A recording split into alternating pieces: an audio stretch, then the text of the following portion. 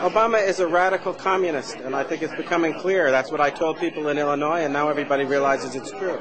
He is going to destroy this country, and we're either going to stop him, or the United States of America is going to cease to exist. Is there any... Do you still hold regrets against not having long enough time to debate against President Obama? I don't have any regrets. I went into Illinois. People told me at the time I didn't stand much of a chance of winning. The idea was to bear a true witness. The man is an abomination. He is someone who has actually advocated infanticide, that when babies are the target of abortion, if they happen to escape the abortionist's intention and are born alive, he actually supported the idea that those babies should be set aside to die. That is a man with such a seared conscience, I can't even understand why anybody in their right mind would consider him worthy of political support.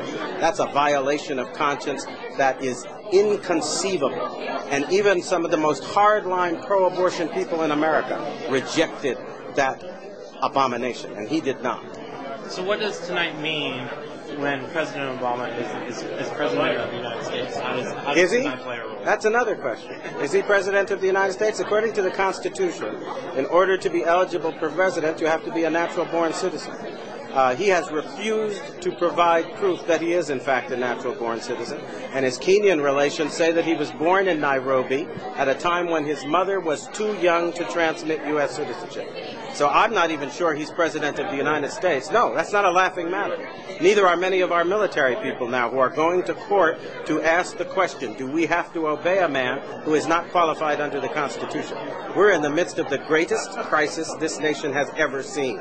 And if we don't stop laughing about it and deal with it, we're going to find ourselves in the midst of chaos, confusion, and civil war. It's time we started acting like grown-ups. How could the policy that President Obama makes in the next couple of years affect activities like tonight? Sorry, the person you call President Obama, and I frankly refuse to call him that. Right. At the moment, he is somebody who is kind of an alleged usurper, who is alleged to be someone who is occupying that office without constitutional warrant to do so.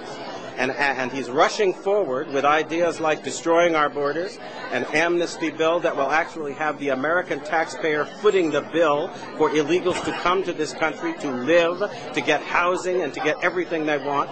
He is also somebody who has just announced a program that would essentially destroy the validity of existing mortgages and encourage everybody in the country to stop paying their mortgage because the government is going to pay it instead. This is insanity.